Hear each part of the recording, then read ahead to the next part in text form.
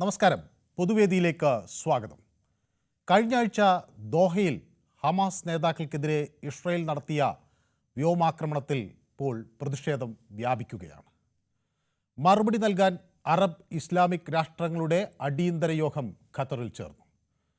വംശഹത്യ ഉൾപ്പെടെയുള്ള ശത്രുതാപരമായ പ്രവൃത്തികൾ ഇസ്രായേൽ നടത്തുന്നു എന്നാണ് ആരോപണം. സമാധാനത്തിൻ്റെയും സഹവർത്തിത്വത്തിൻ്റെയും സാധ്യതകൾക്ക് ഇസ്രായേൽ ഭീഷണി ഉയർത്തുന്നു എന്നാണ് യോഗം തയ്യാറാക്കിയ പ്രമേയം വ്യക്തമാക്കുന്നത്.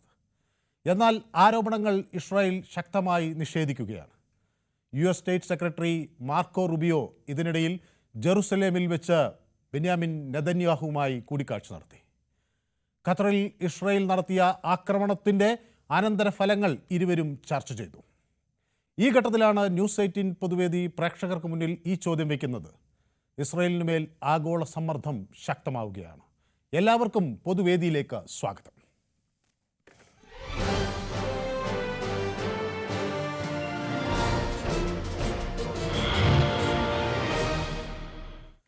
എൻ്റെ ആദ്യ പ്രേക്ഷകൻ കായംകുളത്ത് നിന്ന് ശ്രീ മൊയ്തീൻ കുഞ്ഞാണ്. ശ്രീ മൊയ്തീൻ കുഞ്ഞ്, ഈ സാഹചര്യത്തെ അങ്ങ് എങ്ങനെയാണ് വിലയിരുത്തുന്നത്? നമസ്കാരം മനു. നമസ്കാരം. ഗൾഫ് രാജ്യങ്ങളിൽ എവിടെ യുദ്ധം ഉണ്ടായാലും അതിന്റെ കെടുതി അനുഭവിക്കുന്നത് കേരളക്കാരാണ്. കാരണം കേരളീയരില്ലാത്ത ഒരു രാജ്യങ്ങളും ഇല്ല.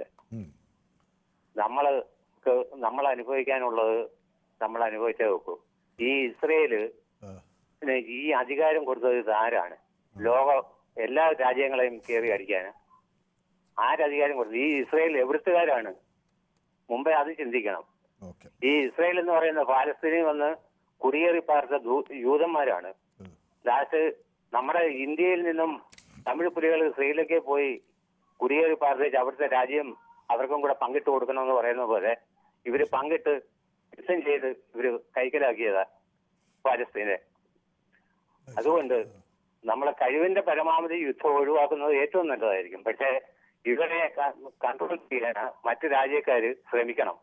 ഇവരെ കൊണ്ട് ഇനി ഒരു യുദ്ധത്തിന് ചെയ്യാൻ അനുവദിക്കരുത്. ശരി, വ്യക്തമാണ്. ഉണ്ണികൃഷ്ണൻ പോത്തങ്കോട് എന്നോടൊപ്പം ചേരുന്നു. ശ്രീ ഉണ്ണികൃഷ്ണൻ പോത്തങ്കോട്, ആഗോള സമ്മർദ്ദം ഇസ്രായേലിന് മുകളിൽ വരികയാണോ? ഈ സമ്മർദ്ദത്തിന് വഴങ്ങേണ്ടി വരുമോ ഇസ്രായേലിന്? ഇസ്രായേലിന് ഒരിക്കലും വഴങ്ങില്ല. കാരണം അവർക്ക് ഈ ചത്തത് ഭീമനെങ്കിൽ ചത്തത് കീചകനെങ്കിൽ കൊന്നത് ഭീമൻ തന്നെ അല്ലേ? അങ്ങനെയല്ലേ? അതെ അതെ. അപ്പൊ ഇതിന്റെ പിന്നിൽ ഇവർക്ക് ഈ ഇത്രയും അറബ് രാഷ്ട്രങ്ങളുടെ ഒറ്റപ്പെട്ട് കിടക്കുന്ന ഇസ്രായേലിന് ഇത്രയും ധൈര്യം കൊടുക്കുന്ന ആരാ? അമേരിക്കയാണ്. അമേരിക്ക അറിയാതെ ഒരു കച്ചിത്തിരും പോലും അനങ്ങില്ലാന്നും നമുക്ക് എല്ലാവർക്കും അറിയാം. ഇവിടുത്തെ രാഷ്ട്രീയക്കാർക്ക് അറിയാം. അവിടെ ഈ ലോക രാഷ്ട്രങ്ങൾക്ക് മുഴുവനും അറിയാം. പക്ഷെ നിങ്ങൾ ചിന്തിക്കേണ്ട ഒരു കാര്യം മാറ്റം ഒന്ന് ആലോചിക്കണം. ഈ നമ്മളെ ഖത്തറില് ഇവര് ബോംബാക്രമണം നടത്തി ഇത്രയും ആൾക്കാരെ കൊന്ന് മണിക്കൂറുകൾ തികഞ്ഞില്ല. അതിനിടയ്ക്ക് ഈ ഖത്തറിന്റെ പ്രധാനമന്ത്രി പൊട്ടുകടലിൽ എന്തിനാ പോയത്? എവിടെയാണ്? ഏതെങ്കിലും ഒരു രാഷ്ട്രീയക്കാരോ അല്ലെങ്കിൽ ഏതെങ്കിലും ഒരു രാഷ്ട്രങ്ങളെ ഇത് ശരിയല്ല എന്ന് പറഞ്ഞിട്ടുണ്ടാ? ഇവിടെ ഈ കേരളത്തിൽ പോലും ഏതെങ്കിലും രാഷ്ട്രീയക്കാർ പറഞ്ഞിട്ടുണ്ടാ? ഏതെങ്കിലും മേലധ്യക്ഷന്മാർ പറഞ്ഞിട്ടുണ്ടാ? ഒരു നമ്മളെ ഇന്ത്യൻ പ്രധാനമന്ത്രിയുടെ ഡിന്നർ കഴിച്ചതിന് ഇവിടെ എന്തെല്ലാം കോലാഹലങ്ങൾ സൃഷ്ടിച്ചു എന്നുള്ളത് നമുക്കറിയാം. ഇവർക്ക് എന്തെങ്കിലും പ്രതിഷേധമോ അല്ലെങ്കിൽ ഇവർക്ക് ഇത്രയും ഇതുണ്ടെന്നുണ്ടെങ്കിൽ അവരത് നിരസിക്കണ്ടേ? ഇപ്പൊ തൽക്കാലം ഞങ്ങൾ അത് കഴിക്കാൻ വരുന്നില്ല. ഞങ്ങൾക്ക് ഇതിന് തീരുമാനം ഉണ്ടാക്കണം. അമേരിക്കയാണ് ഇതിന്റെ പിന്നെ കളിക്കണമെന്നുള്ളത് ഇന്നലെ പ്രസവിച്ച് വീണ കുഞ്ഞിന് പോലും അറിയാം. അല്ലെങ്കിൽ അവരുടെ ധൈര്യം അവര് റോഡിന് വരെ പേരിട്ട് കൊടുത്ത് ട്രംപ് എന്ന്. വ്യക്തമാണ്. അപ്പൊ മറ്റൊരു പ്രേക്ഷകൻ കൂടി കാത്തു നിൽക്കുന്നതുകൊണ്ടാണ് സോനു ആലപ്പുഴയിൽ നിന്ന് എന്നോടൊപ്പം ചേരുന്നു. ശ്രീ സോനു, അമേരിക്കയുടെ ഒരു പാവയായി മാത്രം ഇസ്രായേൽ പര്യവസാനിച്ചു എന്നാണോ മനസ്സിലാക്കേണ്ടത്? ഇത് സംയുക്തമായ ഒരു നീക്കമാണെന്നാണോ മനസ്സിലാക്കേണ്ടത്?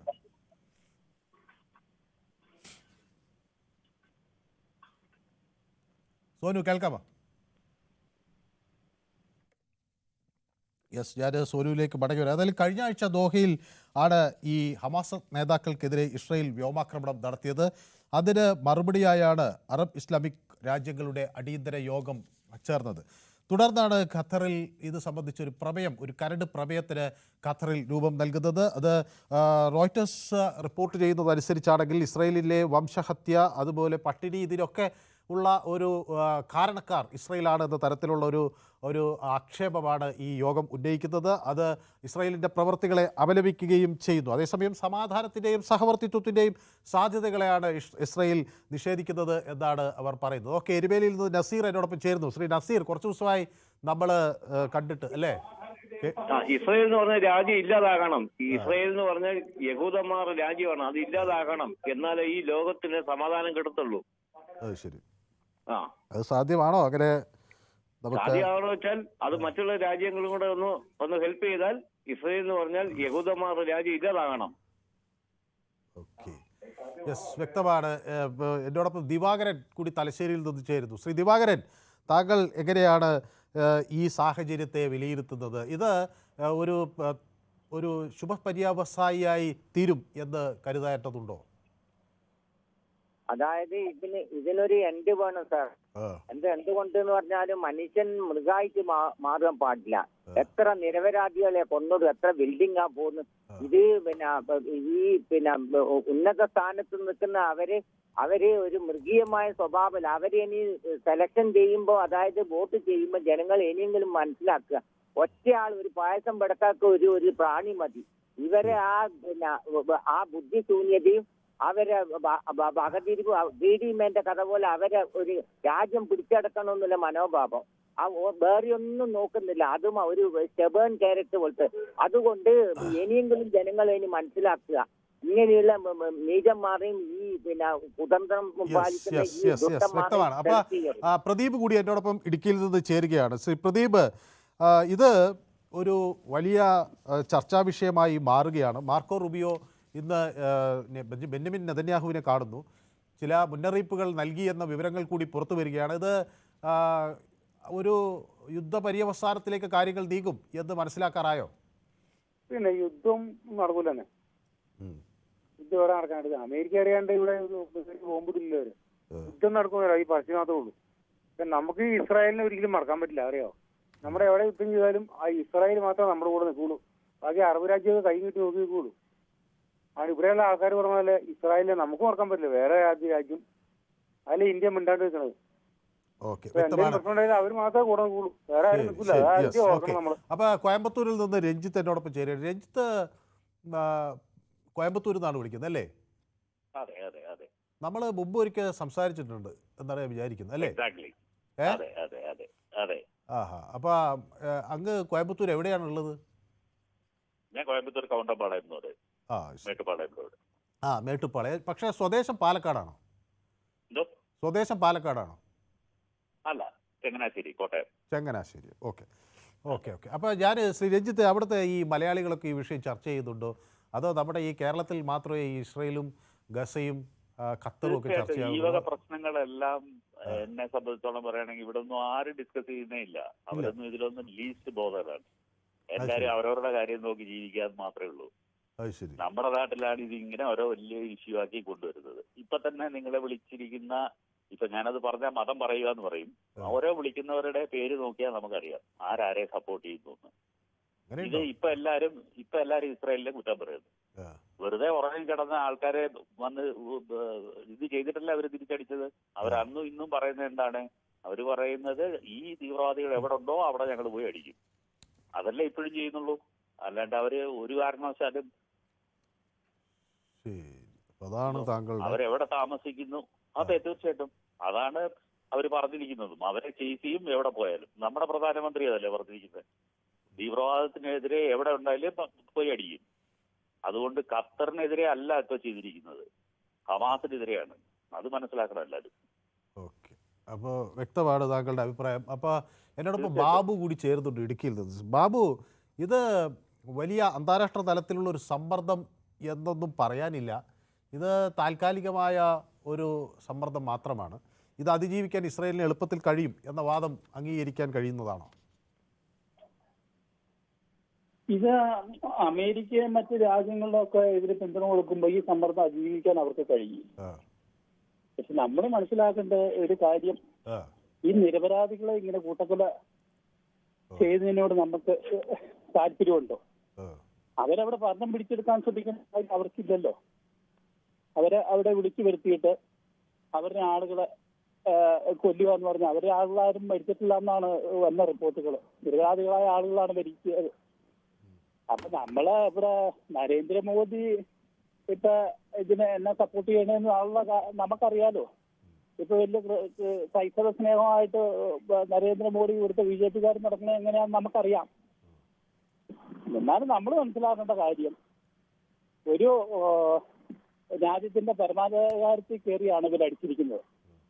തിരിച്ചടി ഉണ്ടാകുമെന്നാണ് താങ്കൾ പ്രതീക്ഷിക്കുന്നത്. ഓക്കെ, ഏതായാലും വ്യക്തമാണ്. അപ്പോൾ പ്രസിഡന്റ് കൂടി എന്നോടൊപ്പം ചേരുന്നത് മാളയിൽ നിന്നാണ്.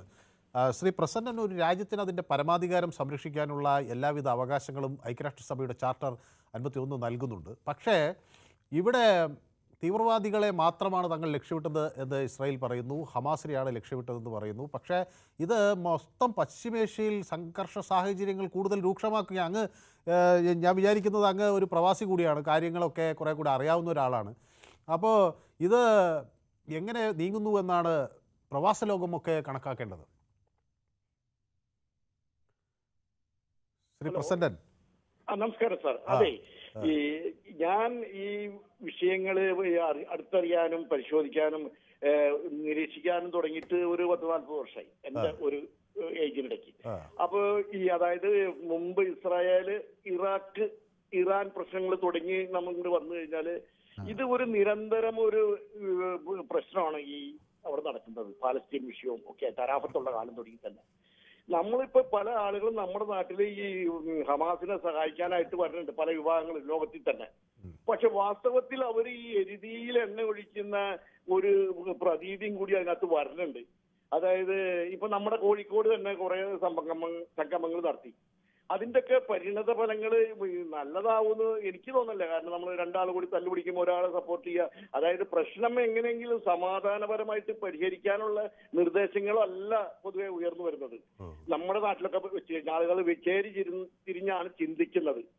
ഈ ഇറാന്റെ വിഷയമായാലും ഇറാഖിന്റെ വിഷയമായാലും ഇപ്പൊ ഖത്തറിൽ ആക്രമിച്ചതായാലും വാസ്തവത്തിൽ ഇതൊക്കെ വ്യക്തമായ ഒരു ശൈലി ഇസ്രായേലിൽ ഉണ്ടെന്ന് ഞാൻ മനസ്സിലാക്കണം. അവരുടെ രഹസ്യാന്വേഷണ ശൃംഖല അത്ര വിപുലമാണ്.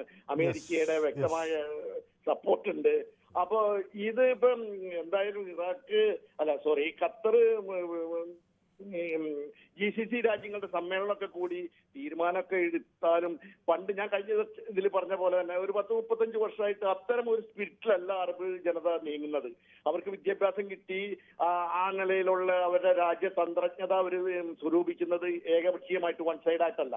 അമേരിക്കയായിട്ട് നല്ല ബന്ധം പുലർത്തുന്നുണ്ട്, മറ്റ് ലോകരാജ്യങ്ങളായിട്ട് ബന്ധം പുലർത്തുന്നുണ്ട്. ഈ അമേരിക്കയുടെ ഈ വ്യോമതാവളങ്ങൾ നമ്മുടെ ഈ അറബ് മേഖലയിൽ നിരവധി മേഖലകളിലുണ്ട്. അവരെ ഒന്നും ഒറ്റയടിക്ക് തള്ളി പറഞ്ഞുകൊണ്ട് ഒരു അറബ് രാജ്യങ്ങൾക്ക് മുന്നോട്ട് പോകാൻ പറ്റില്ല. ഇപ്പൊ ഖത്തറിനെ ആക്രമിച്ചു, അത് ശരിയാണ്, അത് ശരിയല്ല. അതായത് ആക്രമിച്ചു എന്ന വസ്തുത ശരിയാണെന്ന്, ആക്രമിച്ചത് ശരിയാണെന്നല്ല. അപ്പൊ അതിന് നമുക്ക് സമയം കുറച്ച് ഇങ്ങനെ നീങ്ങുന്നതുകൊണ്ടാണ്. ഓക്കെ, നസീർ ഇരുമേലിയിൽ നിന്നാണ് എന്നോടൊപ്പം ചേരുന്നത്. ശ്രീ നസീർ, നമ്മൾ പൊതുവേദിയിൽ നസീർ വിളിച്ചിട്ട് കുറച്ച് ദിവസം ആയോ? കുറെ ദിവസം ആയില്ലേ നസീർ നമ്മൾ സംസാരിച്ചിട്ട്? ഹലോ, കുറെ ദിവസമായി നസീർ? കുറെ ദിവസമായി. ഞാൻ ചോദിക്കുന്നത് ഇത്രേ ഉള്ളൂ. പിന്നെ സദ്ദാം ഹുസൈനെ കൊല്ലാം, പിന്നെ ബില്ലാദിനെ കൊല്ലാം, പിന്നെയാണോ ഈ ഹമാസ് എന്ന് പറഞ്ഞത്? ഹലോ, കേൾക്കുന്നു, പറയൂ. സംസാരിക്കേ. അപ്പൊ ആളുകളെ കൊല്ലണം എന്നാണോ നിങ്ങൾ പറയുന്നത്? എനിക്ക് മനസ്സിലായില്ല. കൊല്ലുന്നതല്ല, കുഞ്ഞുങ്ങളെയും മറ്റുള്ള ആൾക്കാരെയും എല്ലാം ഈ ഇസ്രയേലാണ് ഈ ലോകത്തിലെ ഏറ്റവും വിരുദ്ധമായിട്ടുള്ള ഇതെന്ന് പറഞ്ഞാൽ ഇസ്രയേലാണ്. ശരി, ഓക്കെ, വ്യക്തമാണ്. ഏതായാലും കറക്റ്റ്. ഓക്കെ, സുരേഷ് എന്നോടൊപ്പം ചേർത്ത് കോഴിക്കോട് നിന്നാണ്. സുരേഷുമായി ഞാൻ സംസാരിച്ച കുറച്ച് ദിവസമായി. ശ്രീ സുരേഷ്. ഹലോ. പിന്നെ ഞാൻ ഈ വിഷയത്തിൽ പറയുന്നത് എന്താ വെച്ചാൽ ഇതിലെല്ലാത്തിനും പ്രധാന പ്രശ്നം കിടക്കുന്നത് സാമ്പത്തികമായ വിഷയങ്ങളാണ്. സാമ്പത്തികമായിട്ട് നിങ്ങൾ ഓരോ രാജ്യത്തിന്റെ പ്രശ്നങ്ങളിലും സാമ്പത്തികമായിട്ട് എത്രയോ വർഷങ്ങളായി പാലസ്തീനെ എല്ലാ ലോകത്തുള്ള മിക്കവാറും എല്ലാ രാജ്യങ്ങളും സഹായിക്കുന്നുണ്ട്. ഈ സഹായിക്കുന്നതോറും അവിടെ പ്രശ്നങ്ങൾ കൂടി വരികയായിരുന്നു. നമ്മളെ ചെറുപ്പം മുതലേ കേൾക്കുന്നതാണ് ഈ പാലസ്തീൻ ഇസ്രായേൽ പ്രശ്നം. അപ്പൊ എരുതിയിൽ എണ്ണ ഒഴിക്കുന്നവര് എല്ലാവരും ഈ സാമ്പത്തിക സഹായം കിട്ടുന്ന സമയത്ത് അവരെ നേതാക്കളെല്ലാം വളരെ നല്ല രീതിയിൽ ജീവിക്കുന്നുണ്ട്, ആഡംബരമായി ജീവിക്കുന്നുണ്ട്. പാവപ്പെട്ട ജനങ്ങൾക്കാണ് ഇതിന്റെ ദോഷമൊക്കെ വരുന്നത്. അപ്പൊ ആളുകൾ അത് മനസ്സിലാക്കണോ? അപ്പൊ കൂടുതൽ സാമ്പത്തിക സഹായങ്ങൾ കൊടുക്കുന്നതാണ് ഒരു രാജ്യത്ത് പല പ്രശ്നങ്ങൾക്ക് ഇടവരുന്നത്. അതിനു വേണ്ടിയിട്ടാണ് എല്ലാവരും ഇതിന് ശ്രമിക്കുന്നത്. ശരി, വ്യക്തമാണ് താങ്കളുടെ അഭിപ്രായം. ഓക്കെ, അപ്പോൾ സുരേഷ് കൂടി എന്നോടൊപ്പം ചേരുന്നു കോഴിക്കോട് നിന്ന്. ഒപ്പം ശശിധരൻ വയലാറിൽ നിന്ന് നമുക്കൊപ്പം ചേരുന്നു. ശ്രീ ശശിധരൻ, കേൾക്കാമോ? ഹലോ, നമസ്കാരം ശ്രീ ശശിധരൻ. നമസ്കാരം സാറേ. ഇത് വയലാറല്ല, ആലപ്പുഴ ജില്ലയിലെ നൂറിനാട്. ഇത് ഞാൻ ആലപ്പുഴ എന്ന് കേട്ടപ്പോൾ നമ്മുടെ ഒരു സ്ഥിരം പ്രേക്ഷകരുണ്ട് ശശിധരൻ വയലാർ. അപ്പൊ ഞാൻ വിചാരിച്ചത് അദ്ദേഹമായിരിക്കും. നൂറിനാട് എന്ന് പറഞ്ഞു കഴിഞ്ഞാൽ പിന്നെ ആലപ്പുഴയുടെ തെക്കേ അതിർത്തിയാ. കൊല്ലം, പത്തനംതിട്ട ജില്ലകളോട് അതിർത്തി പങ്കിടുന്ന സ്ഥലമാണ് നൂറിനാട്. ഓ, അത് ശരി, അത് ശരി. അപ്പൊ ഞാൻ ദയവായി ക്ഷമിക്കണം. അപ്പൊ ഞാൻ നമ്മുടെ സ്ഥിരം ഒരു പ്രേക്ഷകനുണ്ട് ശശിധരൻ എന്ന് പറഞ്ഞു. അപ്പൊ അദ്ദേഹത്തെ കണ്ടിട്ട് കുറച്ച് ദിവസമായി.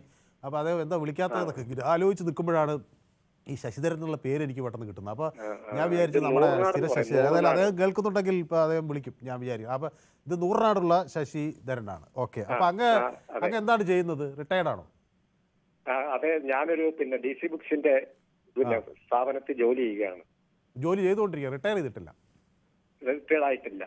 അപ്പൊ നമ്മുടെ പഴയ മറ്റേ ആള് റിട്ടയർ ചെയ്ത ആളാണ്. ഓക്കെ.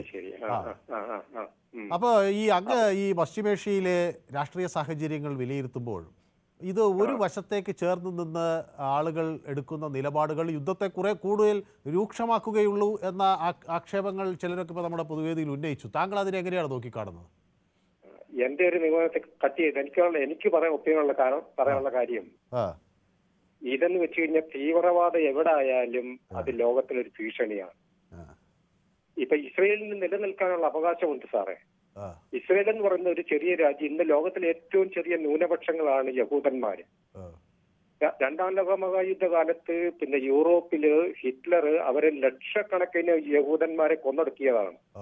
അങ്ങനെ അവർക്കൊരു സ്വതന്ത്ര രാജ്യമില്ലാതെ അവരിവിടെ വന്ന് ഒരു സ്വതന്ത്ര രാജ്യമാക്കി. അതുപോലെ തന്നെ നമ്മൾ ഈ പിന്നെ ചരിത്രം പഠിച്ചു കഴിഞ്ഞു കഴിഞ്ഞാൽ പഴയകാലം എബ്രഹാമിന്റെ സന്തതികളാണ് യഹൂദന്മാരും ഒക്കെ. യഹൂദ മതം എന്ന് വെച്ച് കഴിഞ്ഞാൽ ലോകത്തിലെ പുരാതനമായ ഒരു മതമാണ്.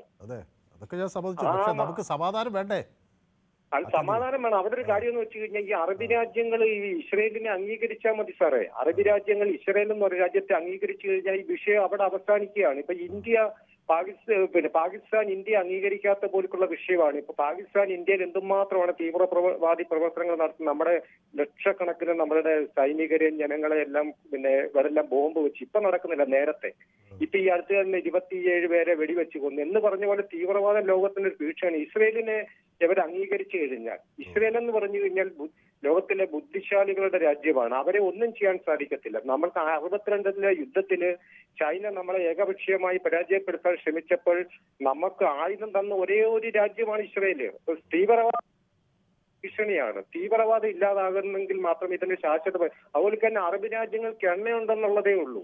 അറബി രാജ്യങ്ങളുടെ കയ്യിൽ പിന്നെ സമ്പത്തുണ്ട്, പക്ഷെ അവർക്ക് ശക്തിയില്ല. അവരെവരുമായിട്ട് സഹകരിച്ചു പോകുക എന്നുള്ളതാണ്. പിന്നെ ശക്തിയുള്ളവനോട് ശക്തിയില്ലാത്തവൻ സഹകരിച്ചു പോകുക എന്നുള്ളത് മാത്രമേ ഉള്ളൂ. അല്ലാതെ ഇവിടെ ഈ കേരളത്തിലെ ലെഫ്റ്റുകൾ പറയുന്ന പോൽക്കല്ല. തീവ്രവാദം എവിടെ ആയാലും തീവ്രവാദം തന്നെ. ഇസ്രായേലിനെ അംഗീകരിക്കുക എന്നുള്ളത് ഒറ്റ പോലീസ് മാത്രമല്ല. അവരെവിടെ പോകും ഇനി? അവരെ ഈ ലോകത്തൊന്നും ഇല്ലാതാക്കാൻ സാധിക്കുമോ? ശരി, വ്യക്തമാണ്. അപ്പോൾ താങ്കളുടെ അഭിപ്രായം വ്യക്തമാണ്. കൂടുതൽ പ്രേക്ഷകർ കാത്തു നിൽക്കുന്നതുകൊണ്ടാണ് ശ്രീ വിജയൻ. നമുക്ക് ധാരാളം പ്രേക്ഷകർ കാത്തു നിൽക്കുന്നു. അപ്പോൾ വളരെ ചുരുങ്ങിയൊരു സമയത്തിനകത്ത് ഈ കൂട്ടായ ഒരു പ്രമേയം വരും. അത് സ്വാഭാവികമായി ഇസ്രയേലിനെ അവലംബിക്കുന്നതായിരിക്കും. അന്താരാഷ്ട്ര സമൂഹം ഈ പ്രമേയത്തെ എങ്ങനെ നോക്കിക്കാണുമെന്നാണ് ശ്രീ വിജയൻ കരുതുന്നത്? നമസ്തേ സാറേ. നമസ്കാരം. അത് ഇന്ത്യ ഒരിക്കലും ഇസ്രയേലിനെ തള്ളി പറയാൻ ഒരു സാധ്യതയും കാണുന്നില്ല. ഇന്ത്യ എപ്പോഴും ഇസ്രയേലിന്റെ കൂടെ തന്നെ ആയിരിക്കുമെന്നാണ് എന്റെ മാത്രമുള്ള നിഗമനം. പക്ഷെ ഒരു കാര്യം കൂടെ ഞാൻ പറയാൻ സാറേ, ഉറങ്ങിക്കിടന്ന ഒരു രാജ്യത്തെ 1 മണിക്കൂറിൽ 5000 മിസൈൽ വിട്ട് അവിടെയുള്ള ജനങ്ങളെ എല്ലാം കൊന്നൊടുക്കി ഒരുപാട് പേരെ പിടിച്ചോണ്ട് പോയി. ഇതെല്ലാം ചെയ്തിട്ട് ഇപ്പൊ അവസാനം വന്നിട്ട് പിന്നെ അവരെ കൊല്ലുന്നേ ഇവരെ കൊല്ലുന്നേ എന്ന് പറഞ്ഞിട്ടൊന്നും കാര്യമില്ല. ചെയ്യാൻ നേരത്തെ അതിനെക്കുറിച്ച് ആലോചിക്കണമായിരുന്നു. ചെയ്തിട്ട് പോയി ഖത്തറിൽ പോയി ഒളിച്ചിരുന്നാൽ അതിന് തിരിച്ചടി കൊടുക്കണമെന്ന് തന്നെയാണ് എന്റെ അഭിപ്രായം. ഈ ഗൾഫ് രാജ്യങ്ങൾ നമ്മൾ വിചാരിക്കുന്ന കണക്ക്, ഞാൻ ഗൾഫിലായിരുന്നു 10-15 കൊല്ലം, ഞാൻ കുവൈറ്റിലായിരുന്നു. കുവൈറ്റിൽ എന്തോ ഈ അമേരിക്ക എന്ന് പറഞ്ഞ ഗുണ്ടാ രാജ്യത്തെ കൊണ്ടുവന്നാണ് അമേരിക്ക ഇറാഖിനോട് പൊരുതിയത്. അന്നേരം ഒന്നും ഇല്ലാത്ത സ്നേഹങ്ങളാണ് ഇപ്പൊ ആളുകൾ കാണിക്കുന്നത്. ഓക്കെ, വ്യക്തമാണ് താങ്കളുടെ അഭിപ്രായം. അപ്പോൾ ഷിജു, നമ്മുടെ സ്ഥിരം പ്രേക്ഷകൻ, എന്നോടൊപ്പം ചേർന്നിട്ടുണ്ട്. നമസ്കാരം മനു എന്നൊക്കെ പറയുന്നുണ്ട്. അപ്പോൾ ഷിജുവിൻ്റെ ഒരു ആവശ്യം നമ്മുടെ ഇവിടുത്തെ മഞ്ജുഷ്ണും അപർണയ്ക്കും രേണുവയ്ക്കും കിരണിനും ഒക്കെ പ്രവീണയ്ക്കും ഒക്കെ അദ്ദേഹത്തിൻ്റെ അഭിനന്ദനങ്ങൾ അല്ലെങ്കിൽ ആശംസകൾ അറിയിക്കണം എന്നാണ്. അപ്പോൾ ആശംസകൾ ഞാൻ അറിയിക്കാം എല്ലാവരെയും. അതോടൊപ്പം കിഷോർ കോന്നി എന്നോടൊപ്പം ചേർന്നിട്ടുണ്ട്. ഓക്കെ, റഫീഖ് പത്തനംതിട്ടയിൽ നിന്നാണ് വിളിക്കുന്നത്. ശ്രീ റഫീഖ് പത്തനാപുരത്തു നിന്നാണ് വിളിക്കുന്നത് അല്ലേ? അതെ. ശ്രീ റഫീഖ് എന്ത് ചെയ്യുന്നു? എനിക്ക് കടയാ. ശ്രീ റഫീഖ്, ഈ സാഹചര്യത്തിൽ ലോകരാഷ്ട്രങ്ങളുടെ ഒരു പിന്തുണ കിട്ടാൻ ഈ ഇസ്ലാമിക രാജ്യങ്ങൾക്ക് കഴിയുമോ? എന്താണ് താങ്കൾ കരുതുന്നത്? ഇപ്പോ ഇസ്രായേൽ ചെയ്തു കൂട്ടുന്ന കാര്യങ്ങൾ നമുക്കറിയാം. ഇപ്പൊ ഹമാസിന്റെ നേരെയാണ് ആദ്യം തുടക്കം ഇട്ടെങ്കിലും ഹമാസിന്റെ നിലനിൽപ്പിന് വേണ്ടിയാണ് ഇത് ചെയ്തത്. പക്ഷെ അതിന്റെ പേരിൽ ഇപ്പം യുദ്ധം എവിടെയൊക്കെയാണ് പോകുന്നത്? ഇതിപ്പം മുസ്ലിങ്ങളെ മൊത്തത്തിൽ കൊല്ലുന്ന രീതിയിലുള്ള കാര്യങ്ങളാണ് പോകുന്നത്. അതുകൊണ്ട് അങ്ങനെ പോകണമെന്നല്ല, സമാധാനം വേണം. അതുകൊണ്ട് ഇനി ഈ ഇസ്ലാം രാജ്യങ്ങൾ അവരെല്ലാരും കൂടെ ചേർന്ന് ഇസ്രായേലിനെതിരെ ഇനിയെങ്കിലും ബോംബിടാനും കൊല്ലാനും ഉള്ള കാര്യത്തിലൊരു കർശനമായ തടയിടുന്നത് നല്ലതാണ്. ഓക്കെ, വ്യക്തമാണ്. അപ്പോൾ കിഷോർ കോന്നി എന്നോടൊപ്പം ചേർന്നിട്ടുണ്ട്. സുനിൽ കുമാർ നമ്മുടെ സ്ഥിരം പ്രേക്ഷകർ എന്നോടൊപ്പം ചേർന്നിട്ട് എനിക്ക് നമസ്കാരം പറയുന്നുണ്ട്. അപ്പോൾ പ്രമോദ് നാട് പറയുന്നത് ഏത് രാജ്യമെന്ന് നോക്കണ്ട, തീവ്രവാദം അത് തുടച്ചു നീക്കണം എന്ന് പറയുന്നത് അതിന് കുറച്ച് ഹൃദയങ്ങളൊക്കെ എനിക്ക് അയച്ചു തന്നിട്ടുണ്ട്. ഹായ് മനു, നമസ്കാരം എന്ന് അരുന്ധതി പറയുന്നു. സുനിൽകുമാർ പറയുന്നു ചില ദിവസങ്ങൾ പൊതുവേദിയുടെ ലൈവ് ചാറ്റ് കിട്ടുന്നില്ല, വേറെ ചാറ്റാണ് കിട്ടുന്നത്, അത് എന്തുകൊണ്ടാണെന്ന് ചോദിക്കുന്നത്. അത് ഞാനൊന്ന് പരിശോധിക്കാം. Okay, yes. അപ്പോൾ പ്രീതം തിരുവനന്തപുരത്ത് നിന്നാണ് വിളിക്കുന്നത് അല്ലേ? ഹലോ. യെസ്, എന്താണ്? അതായത് നമുക്ക് ആദ്യം ഇന്ത്യ പാകിസ്ഥാനെ കുറിച്ചുള്ള അടിയുടെ കാര്യം പറയാവുന്ന. അതായത് പാകിസ്ഥാന്റെ എല്ലാ എയർബേസുകളുമാണ് ഇന്ത്യ അടിച്ചിട്ട് തിരിച്ച് അവര് ഇന്ത്യ ആക്രമിച്ചു എന്ന് പറയുമ്പോൾ അത് ചൈനയുടെ സപ്പോർട്ടുള്ളതുകൊണ്ടാണ് ചെയ്യാൻ പറ്റിയത്. ചൈന ലഷ്കർ ഇ തയ്യബയും ഹമാസും എല്ലാം ഈ പൂർണ്ണമായിട്ട് ഉന്മൂലനം ചെയ്യേണ്ട ആൾക്കാരാണ്. അപ്പം അവര് ആരെങ്കിലും അങ്ങനെ ചെയ്തു എന്ന് വെച്ചാൽ അവർ 5 പേരല്ലേ കൊന്നുള്ളൂ. അപ്പോൾ അതിന് നമ്മൾ ഇത്രയും കാര്യമായിട്ട് എടുക്കേണ്ട കാര്യമില്ല. ഓക്കെ, വ്യക്തമാണ്. അപ്പോൾ രഞ്ജിത്ത് കൃഷ്ണൻ വിളിക്കുന്നത് ഓച്ചിറയിൽ നിന്നാണ്. ശ്രീ രഞ്ജിത്ത്. അതെ, ഹലോ. ഓച്ചിറയിൽ നിന്നാണ് വിളിക്കുന്നത് അല്ലേ? അതെ അതെ. അങ്ങ് എന്താണ് ചെയ്യുന്നത്? ഞാൻ ബിസിനസ്സാണ്. ബിസിനസ്സുകാരനാണ്. എന്ത് ബിസിനസ്സാണ്? എനിക്ക് ഫാമിന്റെ ഫീഡിന്റെ ഏജൻസി കാര്യങ്ങളും. ഞാനിത് ചോദിക്കുന്നത് മറ്റൊന്നും കൊണ്ടല്ല, ഇപ്പോൾ ഏതൊക്കെ മേഖലകളിൽ പ്രവർത്തിക്കുന്നവർ എങ്ങനെയൊക്കെ ഈ കാര്യത്തെ വീക്ഷിക്കുന്നു എന്ന് അറിയാൻ വേണ്ടിയുള്ള ഒരു പൊതു കൗതുകം കൊണ്ടാണ് കേട്ടോ. അതെ, നമ്മളെ എതിർക്കേണ്ടത് ലോക തീവ്രവാദത്തെയാണ്. ഇന്ത്യ എക്കാലവും ഭയന്നുകൊണ്ടിരിക്കുന്നത് ഈ തീവ്രവാദമാണ്. ഈ ഇസ്രായേല് ഹമാസും ഒക്കെ ഇന്ന് ലോകത്ത് കാഴ്ചവെക്കുന്നത് വലിയ ഒരു ഭീഷണിയാണ്. കാരണം ഇസ്രായേലിനെ അതിനകത്ത് ഞാൻ കുറ്റപ്പെടുത്തുന്നില്ല. കാരണം ഹമാസ് എന്ന് പറയുന്നത് ലോകം കണ്ട ഏറ്റവും വലിയ തീവ്രവാദി സംഘടനയാണ്. അതിനെ ഇസ്രായേലിലേക്ക് ഹമാസ് ആയിരക്കണക്കിന് ആളുകൾ ചാവേറുകൾ കടന്നു കയറി ഇസ്രായേലിലെ കുഞ്ഞുങ്ങളെ സഹിതം അരിങ്കൊല ചെയ്തു. ഇസ്രായേലി സ്ത്രീകളെ ബലാത്സംഗം ചെയ്തു. ഇപ്പോഴും ഇസ്രായേലികൾ ഹമാസിന്റെ തടവറയിലാണ്. അപ്പം ഇസ്രായേലിനോട് കാണിച്ച ഒരു ക്രൂരതയാണ് ഇപ്പൊ ഉണ്ടായ ഒരു വിഷയത്തിന് അടിസ്ഥാനം. ഇപ്പൊ ഉണ്ടായ ഇസ്രായേലും ഹമാസും ഒക്കെ ഇപ്പൊ ഉണ്ടായ ഒരു പാലസ്തീൻ വിഷയത്തിന് അടിസ്ഥാനം, ഇപ്പോഴുള്ള പ്രശ്നത്തിന് അടിസ്ഥാനം ഹമാസ് നടത്തിയ കൊടും ക്രൂരതയാണ്, തീവ്രവാദ പ്രവർത്തനമാണ്. ആ തീവ്രവാദികളെ ഒരു രാജ്യത്ത് ഒളിവിൽ താമസിപ്പിക്കുക എന്ന് പറഞ്ഞാൽ ഏറ്റവും വലിയ തെറ്റാണ്. ഒസാമ ബിൻ ലാദനെ പാകിസ്ഥാൻ ഒളിവിൽ താമസിപ്പിച്ച പോലെ ഒരു രാജ്യത്തെ ആക്രമിക്കുന്ന പ്രതികളെ, കുറ്റവാളികളെ, തീവ്രവാദികളെ മറ്റൊരു രാജ്യത്ത് അഭയം കൊടുക്കുക എന്ന് പറഞ്ഞാൽ ഏറ്റവും വലിയ മറുപടിയാണ് താങ്കൾ കൊടുത്തതെന്നാണ് അവർ കൊടുത്തതെന്നാണ് താങ്കൾ പറയുന്നത്. അതെ അതെ അതെ, അത് ഇന്ത്യ പാകിസ്ഥാന് കൊടുത്തത് അത് തന്നെയാണ്. ഇന്ത്യയിൽ കടന്നു കയറി പഹൽഗാം കടന്നു കയറി ഇന്ത്യക്കാരെ വെടിവെച്ചു കൊന്ന തീവ്രവാദികളെ പാകിസ്ഥാനിലേക്ക് ഇന്ത്യ ആക്രമിച്ചു. അതിലെന്താണ് തെറ്റ്? എന്തിനാണ് ഈ ഖത്തർ പോലുള്ള രാജ്യങ്ങൾ തീവ്രവാദികൾക്ക് അഭയം കൊടുക്കുന്നത്? വ്യക്തമാണ്. അപ്പൊ വളരെ വ്യക്തമാണ്. അപ്പൊ ഷിജു എന്നോട് പറയുന്നത് ചിലരെയൊക്കെ കാണാനില്ല, നമ്മുടെ തിലകൻ, ജയചേച്ചിയെ കാണാനില്ല, പ്രദീപില്ല, ദീപു ഇല്ല, അങ്ങനെ പലരും ഇല്ലെന്നാണ്. ഓക്കെ, അവരൊക്കെ വരും. അതായത് ഇവരൊക്കെ പൊതുവേദി കാണുന്നുണ്ടെന്നാണ് ഞാൻ വിചാരിക്കുന്നത്. ചിലപ്പോൾ ടെലിഫോണൊക്കെ വിളിക്കാനുള്ള പ്രയാസം കൊണ്ടായിരിക്കും. ശ്രീ തോമസ് വിളിക്കുന്നത് കാലടിയിൽ നിന്നാണ്. ശ്രീ തോമസ്, ഇത് സെപ്റ്റംബർ 11 എല്ലാവർക്കും ഓർമ്മയുണ്ട്. അതിനെ ലോക രാജ്യങ്ങൾ അപലപിക്കുകയും ചെയ്തു. ഒക്ടോബർ 7 എന്തുകൊണ്ട് അപലപിച്ചില്ല? ബെഞ്ചമിൻ നെതന്യാഹു പറഞ്ഞത് തന്നെയല്ലേ. ഖത്തർ ഈ ഹമാസിന്റെ തീവ്രവാദികളെ അവിടെ ഒളിപ്പിച്ചു വെക്കുകയും അതോടൊപ്പം തന്നെ അനുരഞ്ജനത്തിന് ശ്രമിക്കുകയും ചെയ്യുന്നു. ഇത് ലോകരാജ്യങ്ങൾ അങ്ങനെ എന്തുകൊണ്ട് ഇതിനെ അപലപിച്ചില്ല? എന്തുകൊണ്ട് എല്ലാവർക്കും അതാണ് ബെഞ്ചമിൻ നെതന്യാഹു പറഞ്ഞത്. നിങ്ങൾ അവരെ അപലപിക്കുകയോ ഒഴിവാക്കുകയോ ചെയ്തിട്ടുണ്ടെങ്കിൽ വീതിൽ ഞാനത് ചെയ്യും, ഞങ്ങളത് ചെയ്യും എന്ന് അദ്ദേഹം ഉറച്ച ശബ്ദത്തോട് ലോകത്തോട് പറഞ്ഞു. പറയുന്നു നമ്മളത് ചെയ്യണമെന്ന് സപ്പോർട്ട് ചെയ്യണമെന്നാണ് എന്റെ അഭിപ്രായം. ഓക്കെ, വ്യക്തമാണ് താങ്കളുടെ അഭിപ്രായം. അപ്പൊ തങ്കച്ചൻ കൂടി എന്നോട് ചേരുന്നു കോട്ടയത്ത് നിന്നാണ്. ശ്രീ തങ്കച്ചൻ. നമസ്കാരം സാറേ. നമസ്കാരം. നമസ്കാരം. അപ്പോൾ ആത്യന്തികമായി എല്ലാവരും ആഗ്രഹിക്കുന്നത് ഒരു യുദ്ധത്തിൻ്റെ അവസാനമാണ്. യുദ്ധം ആരെയും വളരാൻ അനുവദിക്കില്ല. അത് എല്ലാവർക്കും ഒരുപോലെ പരാധീനതകൾ നൽകുന്നതാണ്. ഇത് ഇപ്പോഴുണ്ടായിട്ടുള്ള ഈ അറബ് ഉച്ചകോടി അത് യുദ്ധപര്യവസാനത്തിലേക്ക് കാര്യങ്ങളെ കൊണ്ടെത്തിക്കുമോ അതോ സംഘർഷം കൂടുതൽ രൂക്ഷമാക്കുമോ? യുദ്ധം ഒന്നിനും ഒരു പരിഹാരമല്ല സാറേ. നമ്മുടെ രാജ്യത്ത് എപ്പോഴും ഉണ്ടാകുന്നുണ്ട്, മറ്റു രാജ്യങ്ങളിൽ ഏത് രാജ്യം യുദ്ധം ഒരിക്കലും ഒരു പരിഹാരമല്ല. നമ്മൾ സമാധാന ചർച്ചയിലൂടെ എല്ലാം പരിഹരിച്ച് കൊണ്ടുപോകുന്ന ഒരു രാജ്യത്തോടാണ് നമ്മൾ ഇഷ്ടപ്പെടുന്നത്. നമ്മളിപ്പം വിദേശ രാജ്യങ്ങൾ ചർച്ചയെടുക്കുന്നു, അതിലൊന്നും തെറ്റില്ല. പക്ഷെ എന്നാൽ പോലും നമ്മുടെ ഈ ഇന്ത്യയിൽ തന്നെ കിടക്കുന്ന രാജ്യങ്ങളിൽ ഇപ്പൊ തന്നെ നമുക്ക് വംശനാശം എന്നല്ലേ സാറ് പറഞ്ഞിരിക്കുന്നത്, വംശനാശം വരുത്തുന്നല്ലേ പറഞ്ഞിരിക്കുന്നത്.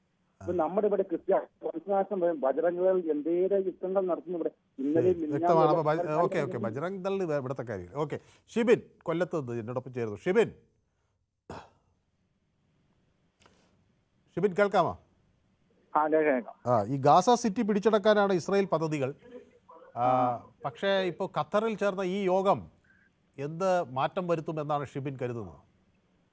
ഖത്തർ യോഗം ചേർന്ന് എനിക്ക് തോന്നുന്നു മിക്കവാറും അവർ സമാധാനത്തിന്റെ പാതയിലേ പോകത്തുള്ളൂ ഖത്തറുകാർ. അറബ് രാഷ്ട്രങ്ങൾ മൊത്തം അങ്ങനെയല്ലേ ഇപ്പം.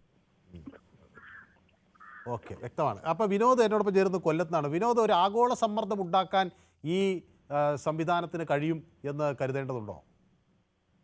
ഇല്ല, തീർച്ചയായും കരുതേണ്ടതില്ല. ഇപ്പം ഇസ്രയേല് ഹമാസിനെ എന്തുകൊണ്ടാണ് പ്രതിരോധിക്കാൻ അല്ലെങ്കിൽ യുദ്ധം ചെയ്യുന്നത്? ഹമാസ് എന്ന് പറയുന്ന ഒരു തീവ്രവാദ സംഘടനയാണ്. ആ തീവ്രവാദത്തിനെതിരെയാണ് ഇസ്രയേല് പോരാടുന്നത്. ഒരു തീവ്രവാദിക്ക് ഒരു ഇരിപ്പിടം അല്ലെങ്കിൽ ഒരു രാജ്യത്ത് താവളം കൊടുക്കുമ്പോൾ അവിടെ അല്ലെങ്കിൽ അവിടെ കയറി അടിച്ചത് ആരെയാണ്?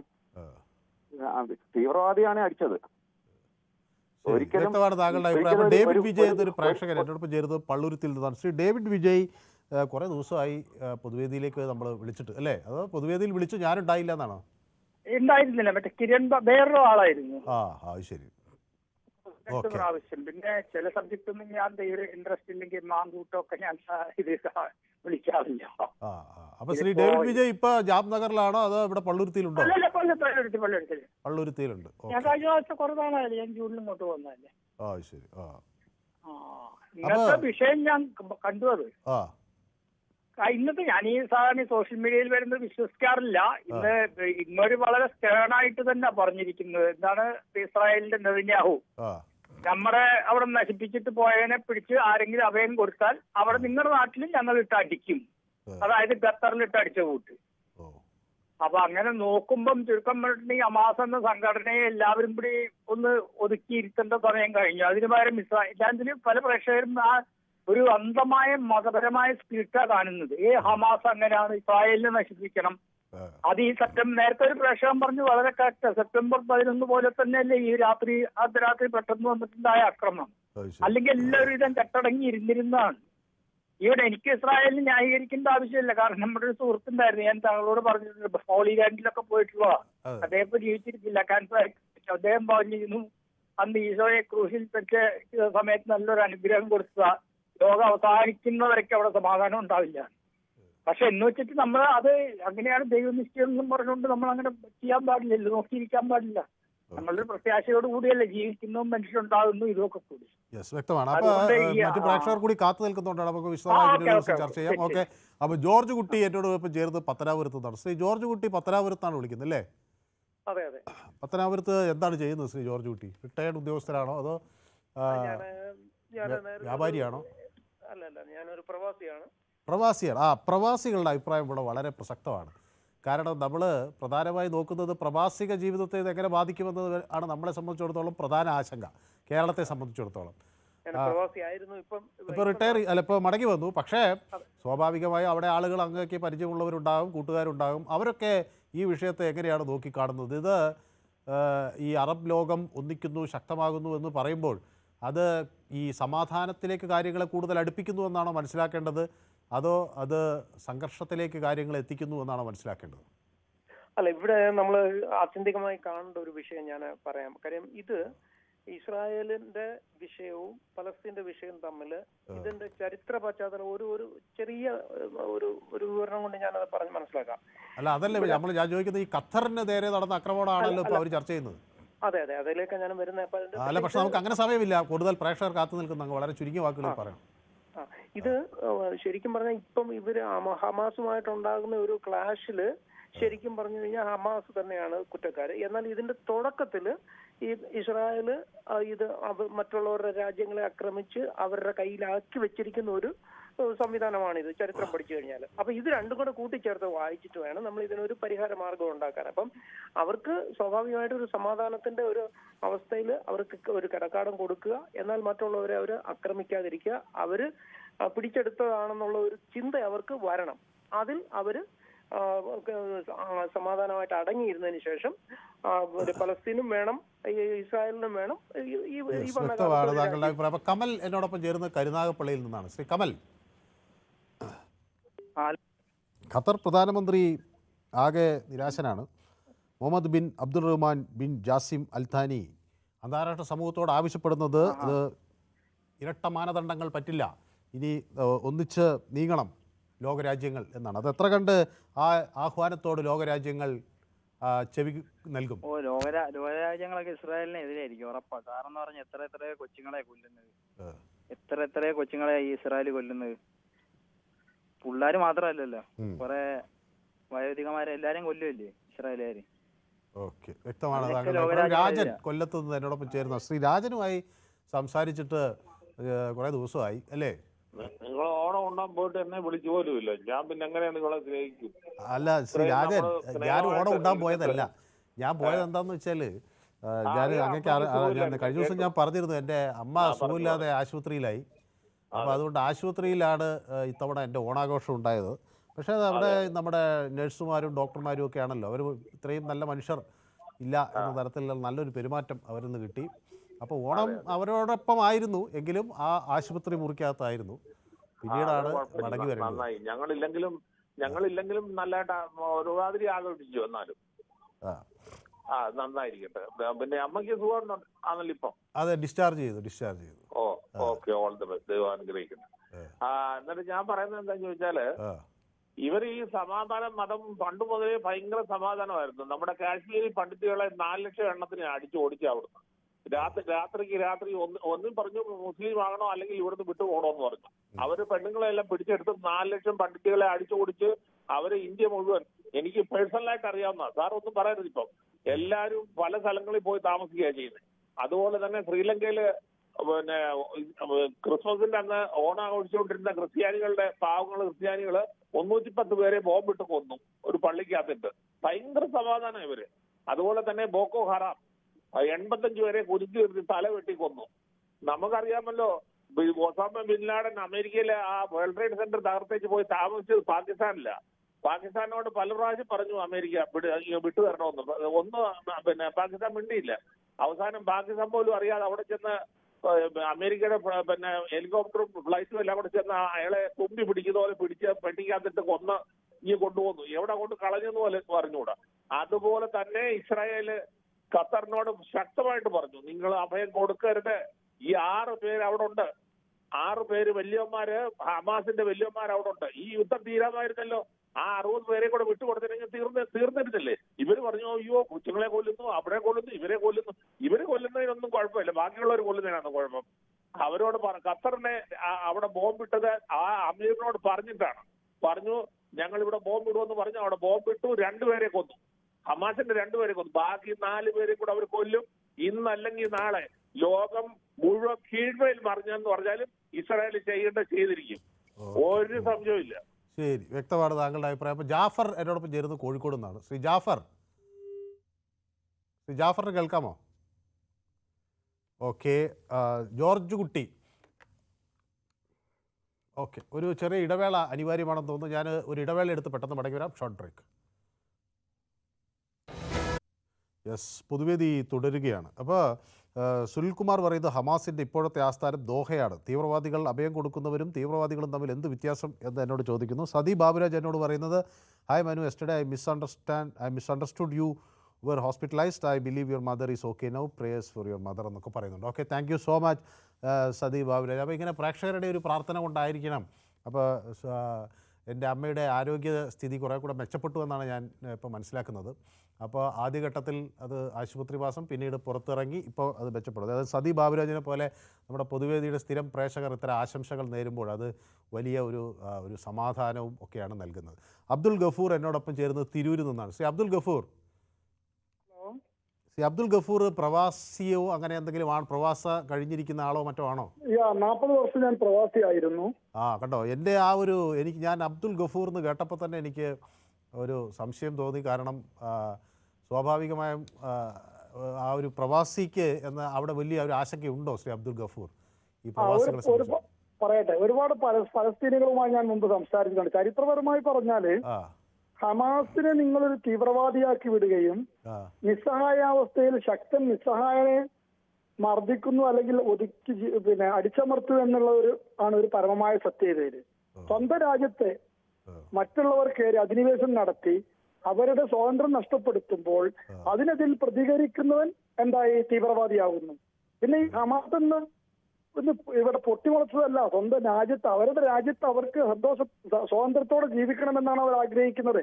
ലോകത്തുള്ള ആർക്കും വേണ്ടാത്ത ആർക്കും പറ്റാത്ത ഒരു വിഭാഗത്തിനെ ഐക്യരാഷ്ട്രസഭയുടെ നിയന്ത്രണത്തിൽ അവിടെ കൊടുന്ന് താമസിപ്പിച്ച് അധിനിവേശം നടത്തി അവർ മറ്റുള്ളവരുടെ സ്വാതന്ത്ര്യം നഷ്ടപ്പെടുത്തുമ്പോൾ അതിനെതിരെ പ്രതികരിക്കാൻ പാടില്ല എന്ന് പറയുകയും അവർ തീവ്രവാദികളാണ് എന്ന് പറഞ്ഞ് അവർ നശിക്കട്ടെ എന്ന് പറഞ്ഞ് ശക്തന്മാരുടെ കൂടെ കൂടുക എന്നുള്ളത് ഇത് എന്നെ സംബന്ധിച്ച് പറഞ്ഞാൽ ഇത് കാടത്താണ്. കാരണം ഈ കാട്ടിൽ നടക്കുന്ന അതിശക്തൻ ദുർബലനെ വേട്ടയാടി ജീവിക്കുന്നു എന്നുള്ളതല്ലേ ഈ പറഞ്ഞതിന്റെ അർത്ഥം. ഹമാസ് തീവ്രവാദം ചെയ്യുന്നത് എന്തുകൊണ്ട്? PLO കല്ലെടുത്തെറിഞ്ഞിട്ടാണ് പ്രതിരോധിച്ചിരുന്നത്. അത് കഴിഞ്ഞ് ഹമാസ് എന്തായി? അവർ കുറച്ചുകൂടി ആധുനിക രൂപത്തിൽ ആയുധങ്ങളും മറ്റുള്ള തന്ത്രങ്ങളും ഉപയോഗിച്ച് അവർ അവരുടെ നാടിൽ അധിനിവേശം നടത്തുന്നതിനെ പ്രതിരോധിക്കുന്നു എന്നതാണ് ശരി. പിന്നെ ഖത്തറിൽ ഒളിപ്പിച്ചു അല്ലെങ്കിൽ അതായത് മനുഷ്യത്വമുള്ളവർ അറബ് രാജ്യങ്ങളിൽ ചിലർ ഉണ്ടായിരിക്കാം. അവർ ചെയ്തത് ശരി തെറ്റ് എന്ന് ഞാൻ പറയുന്നില്ല. ഖത്തർ ഒരു ഭാഗത്തുകൂടെ സമാധാനത്തിന് വേണ്ടി പ്രവർത്തിക്കുമ്പോൾ അവിടെ ഹമാസിലെ ആളുകൾ ഒളിഞ്ഞു കയറി അത് ഒന്നുകിൽ രാജ്യത്തിന്റെ അടിസ്ഥാനപരമായ അവരുടെ കഴിവുകേടുകൾ അല്ലെങ്കിൽ അവർക്ക് അഭയം കൊടുത്തു. ഒരു നിസ്സഹായവർക്ക് അഭയം കൊടുക്കുക എന്നുള്ളത് ആവശ്യമാണല്ലോ. ഹമാസിനെ തീവ്രവാദിയാക്കുന്നതിനോട് എനിക്ക് യാതൊരു യോജിപ്പ്. അങ്ങനെയാണെങ്കിൽ ബ്രിട്ടീഷുകാർ ഇവിടെ വന്ന് പ്രതിരോധിച്ചു. ആ സമയത്ത് ഇന്ത്യയിലുള്ളവരടക്കം ഇവിടെ സ്വാതന്ത്ര്യ സമരത്തിന് വേണ്ടി പ്രതിരോധിച്ചവരെ കൊല്ലുകയും ആക്രമിക്കുകയും അവരെ ഒരുപാട് ദ്രോഹങ്ങൾ ചെയ്തു. ആ കാലഘട്ടത്തിൽ അപ്പൊ അന്ന് സ്വാതന്ത്ര്യത്തിന് വേണ്ടി പ്രവർത്തിച്ചവരാരാ? ഇന്ന് നമ്മൾ ബഹുമാനിക്കുന്ന സ്വാതന്ത്ര്യ സമര സേനാനികൾ ഈ രാജ്യത്തിന് വേണ്ടി ഇവിടുന്ന് ബ്രിട്ടീഷുകാരെ പുറത്താക്കാൻ വേണ്ടി ശ്രമിച്ചവരല്ലേ? സ്വന്തം മാതൃരാജ്യത്തിന് വേണ്ടി പ്രവർത്തിക്കുന്നവൻ മാതൃരാജ്യത്തിന് വേണ്ടി എന്തെല്ലാം ചെയ്യുന്നുണ്ടെങ്കിലും അതിനെ തീവ്രവാദം എന്ന് പറയുന്നതിനോട് എനിക്ക് യോജിപ്പില്ല. ഓക്കെ, വ്യക്തമാണ്. തങ്കച്ചൻ എന്നോടൊപ്പം ചേരുന്നത് മുഹമ്മയിൽ നിന്നാണ്. ശ്രീ തങ്കച്ചൻ നമ്മുടെ ഒരു സ്ഥിരം പ്രേക്ഷകനായിരുന്നു. പക്ഷേ കുറേ ആയി തങ്കച്ചനുമായി ഞാൻ സംസാരിച്ചിട്ട്. ശ്രീ തങ്കച്ചൻ കേൾക്കാമോ?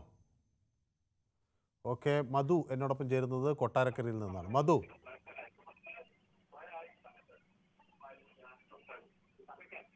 എനിക്ക് തോന്നുന്നു അദ്ദേഹത്തിന് ടെലിഫോൺ ലൈനിൽ എന്തോ പ്രോബ്ലം ഉണ്ട്. ശ്രീ ബിനോയ് കേൾക്കാമോ? കേൾക്കാം. ശ്രീ ബിനോയ്, ഇത് ഒരു വശത്ത് യുദ്ധം ശക്തമായി നടക്കുന്നു, പട്ടിണി കൊണ്ട് കുട്ടികൾ പ്രശ്നത്തിലാണ്, അതോടൊപ്പം അവിടെ ഒട്ടനവധി പ്രശ്നങ്ങളുണ്ട്. പക്ഷേ അതിനൊരു പരിഹാരം തീവ്രവാദമാണോ എന്ന് ചോദിക്കുന്നു ഒരു വിഭാഗം ആളുകൾ. അത്തരം ആളുകളെ അഭയം നൽകുന്നതാണ് ഖത്തർ ചെയ്യുന്ന തെറ്റ് എന്ന് ഒരു വിഭാഗം ചൂണ്ടിക്കാണിക്കുന്നു. പക്ഷേ ഇത് പ്രതിരോധമാണ് എന്നൊരു വിഭാഗം പറയുകയും ചെയ്യുന്നു. ഇതിനെ ശ്രീ ബിനോയ് എങ്ങനെയാണ് നോക്കിക്കാണുന്നത്? നമസ്കാരം മനു. നമസ്കാരം. ഇത് നമ്മുടെ ഈ ഇസ്രായേലിന്റെ നിലപാട് ഒരിക്കലും ശരിയല്ല. ആ നിലപാടിന് അമേരിക്ക ഉൾപ്പെടെ ഉള്ളവർ കൂട്ടു നിൽക്കുന്നു എന്നുള്ളതാണ്. ലോകത്തെ നമുക്കറിയാം 10 രാജ്യങ്ങൾ മാത്രമേ ഉള്ളൂ ഇസ്രായേലിന് അനുകൂലമായിട്ട് വോട്ട് ചെയ്തത്. ഇന്ത്യ പോലും ഇസ്രായേലിനെതിരായി പലസ്തീൻ അനുകൂലമായി വോട്ട് ചെയ്തു എന്ന് പറയുമ്പോൾ ലോകത്തെ ഏറ്റവും വലിയ ജനാധിപത്യ രാജ്യമായ നമ്മളെ രാജ്യം കൃത്യമായ ഒരു നിലപാടെടുത്തു. ആ നിലപാടിനൊപ്പമാണ് ഞാനും മനുവും എല്ലാം നമ്മുടെ നാടെടുത്ത ആ നിലപാടുണ്ടല്ലോ, ആ നിലപാട് ശക്തമായ ഒരു നിലപാടാണ് ആര് ഭരിച്ചാലും. പക്ഷേ ഒരു കാര്യം ഞാൻ പറയുക, ഇസ്രായേൽ കാണിച്ചത് ഒരിക്കലും ലോകത്തെ നയതന്ത്ര ബന്ധങ്ങളെല്ലാം അട്ടിമറിച്ചുകൊണ്ട്, അതായത് ഖത്തറിൽ ഈ ഇവർ 6 പേര് എന്തിനാ വന്നത്? മനുവിനറിയാം ഇവരെന്തിനാ വന്നതെന്ന്? 6 പേര് ഖത്തറിൽ ഈ എങ്ങനെയാണ് ഈ ഹമാസ് ആളുകൾ എത്തുന്നതെന്നാണ് അവർ ചോദിക്കുന്നത്. അല്ല മനു, ഇതിന്റെ അകത്തൊരു നഗ്നമായ ഒരു സത്യം എന്ന് പറഞ്ഞാൽ, അതായത് ഇതിൽ മധ്യസ്ഥനായിട്ട് ഖത്തർ നിൽക്കുകയും ഖത്തറിലോട്ട് മധ്യസ്ഥതയ്ക്ക് ഈ ഇവരുടെ ഈ പലസ്തീൻ നേതാക്കന്മാരെ വിളിച്ചു വരുത്തിയിട്ട് ഇസ്രായേലിനോട് വരാൻ പറഞ്ഞു ഇന്ന സ്ഥലത്ത്. പക്ഷെ ഇസ്രായേല് അവിടെയും ലോകത്തെ ചതിയന്മാരുടെ രാജ്യമാണ് അവിടെയും കാണിച്ച ചതി. അവിടെ മധ്യസ്ഥതയ്ക്ക് വിളിച്ചു വരുത്തവനെ ചെറുതാക്കിക്കൊണ്ട് അവിടെ അവർക്ക് നേരെ മിസൈൽ അടിക്കുകയും യുദ്ധം ചെയ്യുകയും ചെയ്തതാണ്. പക്ഷെ അതൊന്നും ഒരു ശരിയായ നിലപാടല്ല ലോകത്തിനോടുള്ള. പക്ഷെ മൗനസമ്മതം അമേരിക്കയുടേതുണ്ട്. കാരണം ഈ ഖത്തറിൽ 10,000-ഓളം അമേരിക്കൻ സൈനികർ കിടപ്പുണ്ട്. ഞാൻ മെനഞ്ഞാന്ന് തന്നെ നിങ്ങളുടെ ചർച്ചയിൽ പറഞ്ഞു, അതായത് അമേരിക്കയ്ക്ക് ഒരു ഉണ്ട ചോറിനോട് നന്ദിയില്ലാത്തവരാണ് അമേരിക്കയും അമേരിക്കയുടെ ഇപ്പോഴത്തെ പ്രസിഡന്റും. ഒരു കാര്യം പറയാം, 10,000 പേര് അവിടെ കടന്നുകൊണ്ട് മാസാമാസം ഡോളറുകൾ എണ്ണി മേടിക്കുന്നുണ്ട് ഖത്തറിൽ നിന്ന്. നമ്മുടെ സമയം അതിക്രമിച്ചുകൊണ്ടാണ്, മറ്റു പ്രേക്ഷകർ കൂടി കാത്തു നിൽക്കുന്നുണ്ട്. അങ്ങ് പറഞ്ഞ വ്യക്തമാണ്. അപ്പോൾ അത് അങ്ങ് പറയുന്നത് അവിടുത്തെ ഗ്രൂപ്പിൻ്റെ ഒരു ഇടനിലക്കാരനായി ചർച്ച ചെയ്യാനെത്തിയ ഖലീൽ അൽ ഹയ്യയും മകൻ ഉൾപ്പെടെയുള്ളവരൊക്കെ കൊല്ലപ്പെട്ടത് അത് ഒരു ചർച്ചകളുടെ ഭാഗമായി വന്നതെന്നാണ്. ഓക്കെ, തോമസ് ചെക്കൻഡൂരിന്ന് എന്നോടൊപ്പം ചേരുന്നു. ശ്രീ തോമസ്, ഇത് ഞാൻ ഒരു പ്രവാസിയായിരുന്നു, ഇപ്പൊ വീട്ടിലാണ്.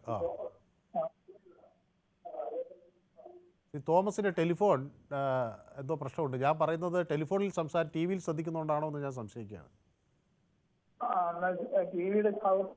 കുറച്ചതാണ്. ഓക്കെ, എനിക്ക് തോന്നുന്നു അങ്ങനെ ടെലിഫോണിൽ എന്തോ പ്രശ്നമുണ്ട്. അനിൽ എന്നോടൊപ്പം ചേരുന്നത് കുമരകത്ത് നിന്നാണ്. ശ്രീ അനിൽ. ഹലോ. ശ്രീ അനിൽ, എങ്ങനെയാണ് ഈ പ്രശ്നങ്ങളെ നോക്കിക്കാണുന്നത്? ഇപ്പോൾ ഈ പാലസ്തീനികൾ പലായനം ചെയ്യുന്നു എന്നൊക്കെ ഉള്ള ഒരു സാഹചര്യം ഒരു വശത്തുണ്ട്, ചർച്ചകൾ ഒരു വശത്തുണ്ട്. പക്ഷേ അത് ഖത്തർ ഒരു മധ്യസ്ഥത വഹിക്കാനുള്ളൊരു ശ്രമമാണ് നടത്തുന്നത്. ആ മധ്യസ്ഥ ശ്രമങ്ങളെ മുഴുവൻ അട്ടിമറിക്കാനുള്ളൊരു നീക്കമാണോ നടക്കുന്നത്? അതോ മധ്യസ്ഥ ശ്രമങ്ങളുടെ മറവിൽ ഖത്തർ ഈ ഹമാസിന് പിന്തുണ നൽകുന്നു എന്നാണോ? എന്താണെന്ന് നിന്ന് മനസ്സിലാക്കേണ്ടത്? ഹമാസ് അല്ലേ അവിടെ ഭരിച്ചുകൊണ്ടിരുന്നതല്ലേ? ഭരിച്ചുകൊണ്ടിരുന്ന സ്വന്തം നാട്ടിൽ കയറി അവർക്ക് സ്വാതന്ത്ര്യം കിട്ടേണ്ട ആവശ്യമൊന്നും ഇല്ലായിരുന്നില്ല. അവർ സ്വന്തമായിട്ട് ഭരിച്ചുകൊണ്ടിരുന്നതാണ് അവിടെ. ആ ഭരിച്ചുകൊണ്ടിരുന്ന സ്ഥലത്ത് നിന്ന് അവര് ഇസ്രായേലിൽ കയറി ചൊറിഞ്ഞ് അവിടെ കുറെ പെണ്ണുങ്ങളെയും പിടിച്ച് കുട്ടികളെയും പിടിച്ചുകൊണ്ട് അനാവശ്യമായ അവരെ റേപ്പ് ചെയ്ത് പല കാര്യങ്ങളും ചെയ്ത് ഇവര് ശരിക്കും അവിടുത്തെ സാധാരണ നമ്മുടെ ഇവിടെ ഇന്ത്യ പോലെ തന്നെ സാധാരണ ജനങ്ങളെല്ലാം നല്ല ആളുകളാണ്. ഈ തീവ്രവാദ മനസ്ഥിതിയുള്ള കുറച്ച് ആളുകളാണ് ഈ പ്രശ്നം ഉണ്ടാക്കുന്നത്. ഇസ്രയേലിൽ തന്നെ മുസ്ലിങ്ങൾ ഇഷ്ടം പോലെ ഉണ്ട്, അതിന്റെ അതിർത്തി കടന്ന മുസ്ലിങ്ങളുണ്ട്. അവർക്കെല്ലാം ഉപകാരം ചെയ്യുന്നതാണ് ഇസ്രയേലികൾ. പക്ഷെ അവരെ നമ്മുടെ പിള്ളേരെ കയറി ആരെങ്കിലും കൊന്നാൽ സാറെടുക്കും, അവരെ കയറി മൊത്തം വെട്ടാനല്ലേ നോക്കുള്ളൂ. അപ്പൊ അത് ശരിയല്ല. പിന്നെ ഈ ഒളിഞ്ഞിരുന്നുള്ള പരിപാടി ഇസ്രായേൽ ഇപ്പൊ ചെയ്തത് മധ്യസ്ഥതയ്ക്ക് വിളിച്ചു വരുത്തിയിട്ട് കൊല്ലുന്നതും ശരിയായ നടപടിയല്ല. പക്ഷെ മനുഷ്യനെ മനസ്സിലാക്കണം. കാരണം അവർ ഭരിച്ചുകൊണ്ടിരുന്ന രാജ്യത്ത് നിന്ന് അവരുടെ ഭരണം അവർക്കുള്ളതാണെന്ന് കണക്കുകൂട്ടി അവർ ജീവിച്ചാൽ പോരായിരുന്നു. എന്തിനാ ഈ രാജ്യത്ത് കയറി ഇത്രയും പേരെ 1000 ചില്ലാനും പേരെ പിടിച്ചോണ്ട് പോയി ബലാത്സംഗം ചെയ്ത് റേപ്പും ചെയ്ത് പ്രകൃതി വിരുദ്ധ പരിപാടിയും ചെയ്തിട്ട് പിന്നെ ചൊറിഞ്ഞ് മേടിക്കുമ്പോ ഈ കിടന്ന് ഇരവാദം മുക്കണ വല്ല കാര്യമുണ്ടോ? ഈ ജാതി വ്യക്തമാണ്. ബാബുരാജ് എന്നോടൊപ്പം ചേരുന്നത് പറവൂരിൽ നിന്നാണ്. ശ്രീ ബാബുരാജ്. സാറേ നമസ്കാരം. നമസ്കാരം സാറേ. നമ്മുടെ ഭാരതം തന്നെ എത്രയോ വർഷങ്ങളായി ദുരിതം അനുഭവിക്കണം സാറേ ഇവരെ കൊണ്ട്. ഇവരുടെ 90% തീവ്രവാദികളായി. ഈ വിശ്വാസം സംഗതി അള്ളാഹുവിൽ നമ്മളൊക്കെ വിശ്വസിക്കണം. പക്ഷേ ബാബുരാജിന്റെ ശുദ്ധമായ തെറ്റിദ്ധാരണ കേട്ടോ. 90% തീവ്രവാദികൾ എന്ന് അങ്ങ് വിളിച്ചതാരാ? മുസ്ലിം സമുദായത്തിൽപ്പെട്ട ആളുകളെയോ? കാരണം 10% നല്ലവരുണ്ട്. തീർച്ചയായിട്ടും നല്ലവർ, വളരെ നല്ലവർ. അങ്ങനെ ഒരു ന്യായീകരണം ഒരിക്കലും ബാബുരാജ് പോലൊരാള് അങ്ങനെ ചെയ്യരുത്. അത് പ്രത്യേകിച്ച് നമ്മുടെ ഇന്ത്യയിലെ ആളുകളെ. നമുക്ക് ഒരു കാര്യം നമ്മൾ മനസ്സിലാക്കേണ്ടത്, മറ്റൊരു ഇസ്ലാമിക രാജ്യം രൂപീകരിക്കപ്പെടുന്ന ഘട്ടത്തിൽ ഈ രാജ്യത്തോട് കൂറ് പ്രഖ്യാപിച്ച് ഇവിടെ നിന്ന മറ്റൊരു ചോയ്സ് ഉണ്ടായിട്ടൊരു മതരാഷ്ട്രത്തിലേക്ക് പോകാൻ മടിച്ച് ഈ ജനാധിപത്യ മതേതര രാഷ്ട്രത്തോടൊപ്പം നിന്ന വലിയ ജനതയാണ് ഇവിടെയുള്ള മുസ്ലിം വിഭാഗം. അപ്പോൾ നമ്മൾ അവരെ 90% നിങ്ങൾ ഉദ്ദേശിച്ച തരത്തിലാണ് എന്ന് പറയുന്നതും അത് ഒരു കാരണവശാലും അങ്ങ് ഈ കാഴ്ചപ്പാട് വെച്ച് പുലർത്തരുത്. ഇത് ഇവിടുത്തെ തീവ്രവാദവും ഒരുപക്ഷെ ഹമാസ് തീവ്രവാദവുമായി എനിക്ക് ബന്ധമുണ്ടോ എന്നറിയില്ല. ഹമാസ് തീവ്രവാദികൾ പാക് അധിനിവേശ കശ്മീരിലൊക്കെ വന്നു എന്നൊക്കെയുള്ള തരത്തിലുള്ള ചില വിമർശനങ്ങൾ ഉണ്ട്. പക്ഷേ അതൊന്നും നമ്മുടെ ഇന്ത്യയിൽ ജീവിക്കുന്ന എല്ലാ മതവിഭാഗങ്ങളിലും ഉള്ള ആളുകളെ തമ്മിൽ തെറ്റിക്കാനുള്ളൊരു നീക്കമായി നമുക്ക് കണക്കാക്കാൻ കഴിയില്ല. ഇവിടെ ഈ ആക്രമണം നമ്മുടെ പെഹൽഗാമിൽ അവർ നടത്തിയപ്പോൾ ഒറ്റക്കെട്ടായാണ് രാജ്യം അതിനെ പ്രതിരോധിച്ചത്.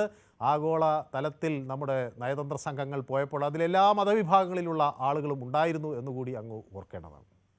സാറേ, ഞാനെന്താ നമ്മുടെ ഇവിടെ ഒരു നിലവിളക്ക് എത്തിക്കുന്നത് പോലെ ഹറാമായിട്ട് നമ്മുടെ ഭാരതത്തിൽ വിശ്വസിക്കുന്ന കുറെ ആൾക്കാരുണ്ട്. അതൊക്കെയാണ് എന്റെ അനുഭവങ്ങൾ അങ്ങനെ കാണുന്നത്. ഇവിടെ ഒരു നിലവിളക്ക് നമ്മുടെ പൈതൃകമായിട്ടുള്ള നിലവിളക്ക് എത്തിച്ചാൽ പോലും ഹറാമായിട്ട് കാണുന്ന ഒരു വിഭാഗമുണ്ട്. അങ്ങനെ ചിന്തിക്കുമ്പോഴൊക്കെ മനസ്സിലാക്കേണ്ട ഒരു കാര്യം, പല മതങ്ങൾക്ക് പലതരത്തിലുള്ള ഒരു വിശ്വാസങ്ങളാണ് ഉള്ളത്. ചില വിശ്വാസങ്ങൾ മറ്റു വിശ്വാസങ്ങളുമായി ചേർന്ന് പോകില്ല. പക്ഷേ അങ്ങനെ നിലവിളക്ക് കത്തിക്കുന്നവർക്ക് നിലവിളക്ക് കത്തിക്കാം. ഒരാൾ ഞാൻ നിലവിളക്ക് കത്തിക്കുന്നില്ല എന്ന് തീരുമാനിച്ചാൽ അത് അയാളുടെ സ്വാതന്ത്ര്യമല്ലേ, അതങ്ങനെ കത്തിക്കാതിരിക്കട്ടെ. ഇങ്ങനെ നിർബന്ധിച്ച് ആളുകളെ കൊണ്ട് നിലവിളക്ക് കത്തിക്കേണ്ട കാര്യം നമുക്കെന്തിരിക്കുന്നു? ജനപ്രതികളായിട്ട് വന്നിട്ട് പോലും ജനപ്രതികളായിട്ട് തിരഞ്ഞെടുക്കപ്പെട്ട നേതാക്കൾ പോലും അങ്ങനെ ചെയ്യുന്നുണ്ട്. അതുകൊണ്ടാണ് എന്റെ അനുഭവങ്ങൾ ഞാൻ പറഞ്ഞത്. ഞാൻ പല സമൂഹത്തിൽ പല രംഗത്തും ഞാൻ കണ്ട അനുഭവം കൊണ്ട് പറയാം. അതൊക്കെ ഓരോരുത്തരുടെ വ്യക്തിപരമായ താല്പര്യങ്ങളല്ലേ. ഇപ്പം നിലവിളക്ക് കൊളുത്തി തന്നെ ഉദ്ഘാടനം ചെയ്യണം എന്നൊരു കീഴ്വഴക്കം നമുക്ക് ഇല്ല. ചിലയിടത്ത് നമ്മൾ ചെയ്യുന്നു. നിലവിളക്ക് എന്നത് ഒരു ഇരുട്ടിനെ അകറ്റുന്ന വെളിച്ചം, ഒരു പ്രകാശത്തെ ഒക്കെ വലിയ പ്രാധാന്യത്തോടെ കാണുന്ന നമ്മുടെ ഭാരതീയ സംസ്കാരത്തിൻ്റെ ഒരു ഭാഗമാണ്. അതിൽ തർക്കമില്ല. ചില ആളുകൾക്ക് പക്ഷേ വ്യത്യസ്തമായ അഭിപ്രായങ്ങൾ ഉണ്ടാകാം. അവർ ചിലപ്പോൾ അത് അങ്ങനെ ചെയ്യാൻ പാടില്ല എന്ന് വിശ്വസിക്കുന്നവരാകും. അതിനുള്ള സ്വാതന്ത്ര്യം അവർക്ക് കൊടുക്കുന്നൊരു നാടാണ് ഭാരതം. അതാണ് നമ്മുടെ മനോഹാരിതയും. അത് നഷ്ടപ്പെടുത്താൻ ഒരിക്കലും പാടില്ല. അനുഭവം കൊണ്ട് ഞാൻ പറഞ്ഞു സാർ, അത് എന്റെ ഒരു അനുഭവം എനിക്ക് തോന്നിക്കണം. അങ്ങനെ മിക്ക അനുഭവങ്ങൾ 10% വളരെ നല്ലവരുണ്ട്, വളരെ വളരെ നല്ലവരുണ്ട്. അത് അങ്ങയുടെ തെറ്റായ അനുഭവമാണ് എന്നാണ് ഞാൻ പറയുന്നത്. അത് അങ്ങ് ഈ കണ്ണും കണ്ട് നോക്കുന്നത് കൊണ്ടാണ്. ആളുകൾക്ക് അവരവരുടേതായ സ്വാതന്ത്ര്യമുണ്ട്.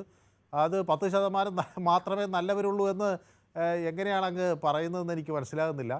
അത് 1-2 ആളുകൾ ഇവിടുന്ന് ഒരു തടിയിലിവിടെ നസീറോ മറ്റോ തീവ്രവാദ സംഘത്തിലേക്ക് പോയത് ഒഴിച്ചു നിർത്തിയാൽ നമ്മുടെ നാട് എത്രയോ വലിയ ഒരു ജനാധിപത്യ മതേതര കാഴ്ചപ്പാട് വയ്ക്കുന്നവരുടെ വലിയ കൂട്ടായ്മയാണ് എന്ന കാര്യത്തിൽ ഒരു തർക്കവുമില്ല.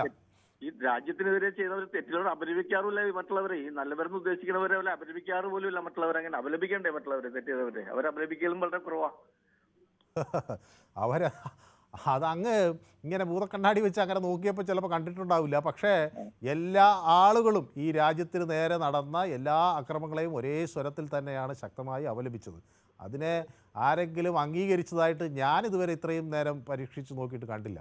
അങ്ങനെ ആരും ചെയ്യുമെന്ന് ഞാൻ വിചാരിക്കുന്നില്ല. മാത്രമല്ല ഇവിടെയുള്ള ഇപ്പം നിങ്ങൾ ഏറ്റവും അധികം ശക്തമായി വിമർശിക്കുന്ന OIC പോലുള്ള ആളുകളാണ് ആഗോള നയതന്ത്ര സംഘത്തിൻ്റെ ഭാഗമായി അങ്ങ് ചെന്നിട്ട് ഇത് രാജ്യത്തിന് വേണ്ടി നിലപാട് ശക്തമായി ഉയർത്തിപ്പിടിച്ചത്. അപ്പം എനിക്ക് അതിലൊരു സംശയമില്ല കേട്ടോ. നമ്മുടേത് മതങ്ങൾക്കതീതമായി നിൽക്കുന്ന ഒരു കൂട്ടായ്മയുടെ പേര് തന്നെയാണ് ഇന്ത്യ. എൻ്റെ ഒരു അനുഭവമാണ് സാറേ, ക്ഷമിക്കണം. ഓക്കെ. ബെന്നി എന്നോടൊപ്പം ചേരുന്നത് തൊടുപുഴയിൽ നിന്നാണ്. ശ്രീ ബെന്നി, നമസ്കാരം. നമസ്കാരം. ഞാൻ ഈ ചരിത്രം മനസ്സിലാക്കുന്ന ആളാണ്. ഇസ്രായേലിനെ കുറ്റം പറഞ്ഞിട്ട് കാര്യമില്ല. എന്താന്ന് വെച്ചാല് ലോകത്ത് ചിതറിക്കിടന്ന 2000-ഓളം വർഷക്കാലം ചിതറി ജീവിച്ചിരുന്ന ആളുകൾ ഒന്നിച്ചു കൂടണമെന്ന് ആഗ്രഹിക്കുകയും ഇസ്രായേൽ ഒരു പ്രദേശം അവർ വില കൊടുത്ത് മേടിക്കുകയും അതല്ലെങ്കിൽ ഗവൺമെന്റ് യഹൂദരെ അവിടെ പതിയെ കയറാൻ സമ്മതിച്ച് അങ്ങനെ ഒരു പ്രദേശം അവർക്ക് കിട്ടുന്നു. അവര് സമാധാനമായിട്ട് അവിടെ ജീവിക്കാൻ നോക്കി കഴിഞ്ഞപ്പോൾ അത് സമീപത്തുള്ള മുസ്ലിം രാജ്യങ്ങളെല്ലാം കൂടി ഇവരെ ഇല്ലായ്മ ചെയ്യാൻ നോക്കി. അങ്ങനെയാണ് 1948 അവിടെ പ്രശ്നം ഉണ്ടാകുന്നത്. അതിനുശേഷവും ഈ ഇസ്രായേലുകൾ അവിടെ സമാധാനമായിട്ട് ജീവിക്കാൻ ആഗ്രഹിച്ചിരുന്നത്. പക്ഷേ നിരന്തരമായി മുസ്ലിം രാജ്യങ്ങളിൽ നിന്ന് പ്രശ്നങ്ങൾ ഉണ്ടാവുകയും 57 അവിടെ യുദ്ധം ഉണ്ടാവുന്നു, 67 യുദ്ധം ഉണ്ടാവുന്നു, 73 യുദ്ധം ഉണ്ടാവുന്നു. എല്ലാ യുദ്ധത്തിലും ഇസ്രായേലുകൾ ജയിക്കുന്നു, മുസ്ലിം രാജ്യങ്ങൾ ചിന്നിച്ചെറി പോകുന്നു. പിന്നീടും അവിടെ പ്രശ്നമാണ്. മുസ്ലിങ്ങളെ ഇവരെ ഇല്ലാതാക്കാനാണ് ശ്രമിക്കുന്നത്. അപ്പൊ ഈ നെതന്യാഹു പറയുന്ന എന്താണ്? ഞങ്ങൾ ആയുധം താഴെ വെച്ച് കഴിഞ്ഞാൽ ഈ യഹൂദരാജ്യം ഇല്ലാണ്ടാവും, മുസ്ലിങ്ങളെ ആയുധം താഴെ വെച്ചാൽ സമാധാനം ഉണ്ടാവും. അതാണ് അതിന്റെ ശരി. കൂടുതൽ ആളുകൾ കാത്തു നിൽക്കുന്നതുകൊണ്ടാണ്. വ്യക്തമാണ് താങ്കളുടെ അഭിപ്രായം. മധു എന്നോടൊപ്പം ചേരുന്നത് കൊട്ടാരക്കരയിൽ നിന്നാണ്. ശ്രീ മധു, എനിക്കൊന്ന് മധുവിൻ്റെ ടെലിഫോൺ ലൈനിൽ എന്തോ പ്രശ്നം പറ്റി. തോമസ് നിലമ്പൂരിൽ നിന്ന് എന്നോടൊപ്പം ചേരും. ശ്രീ തോമസ് കേൾക്കാമോ? ഓക്കെ. ഒപ്പം എന്നോടൊപ്പം മുസ്തഫയും കൂടി ചേരുന്നുണ്ട്. ശ്രീ മുസ്തഫ.